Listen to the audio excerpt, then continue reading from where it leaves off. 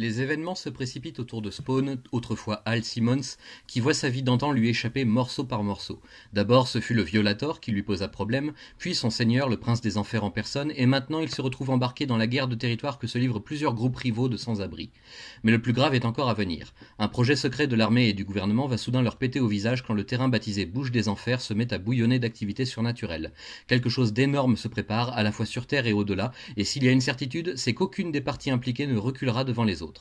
Pendant ce temps, à New York, une conférence sur l'arme nucléaire doit avoir lieu entre les pays de l'Ouest et de l'Est, mais un scientifique disparaît avec une charge atomique suffisante pour rayer toute la ville de la carte. Ces revendications sont ensuite déclarées aux agents chargés de l'arrêter, tandis que Spawn, qui fait maintenant équipe avec Houdini en personne pour maîtriser ses capacités, arrive juste à temps pour empêcher un immense massacre.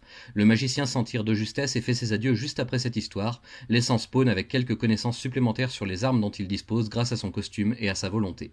Ces connaissances seront vite mises en pratique et lui serviront beaucoup à l'avenir, de façon à économiser le plus possible la réserve de pouvoir infernal dont il dispose et qui est limitée. Pas le temps de se reposer toutefois, car Terry, le mari de la veuve d'Al Simmons et son ancien meilleur ami de son vivant, se retrouve au cœur d'une véritable tempête de merde comme seuls les officiels en ont le secret. Poursuivi par la police, le FBI, la CIA et maintenant aussi par la mafia de New York, Terry est accusé de tous les maux par les différentes agences de renseignement qui veulent à tout prix le faire craquer et lui faire avouer les crimes dont Spawn s'est rendu coupable quelque temps auparavant. Toutes leurs pistes les mènent à Terry, pourtant parfaitement innocent, qui ne comprend absolument pas ce qui lui arrive et fait tout son possible pour protéger sa femme et son enfant, au détriment de sa propre sécurité.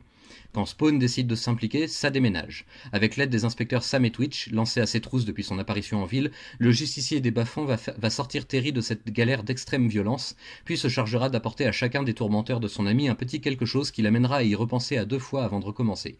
Tout semble alors s'arranger, si ce n'est que quelqu'un cherche encore par tous les moyens, y compris et surtout par la menace, à contacter Spawn au plus vite pour lui faire une proposition des plus alléchantes. Alors que Simmons était en train de lâcher prise et de dériver en réalisant que les sans-abri avaient de plus en plus besoin de lui comme sauveur, ce marché qu'il s'apprête à passer avec un potentiel rival pourrait bien lui apporter une bonne dose de paix et surtout du temps pour apprendre à mieux maîtriser ses nouvelles capacités dont il n'a toujours pas fait le tour.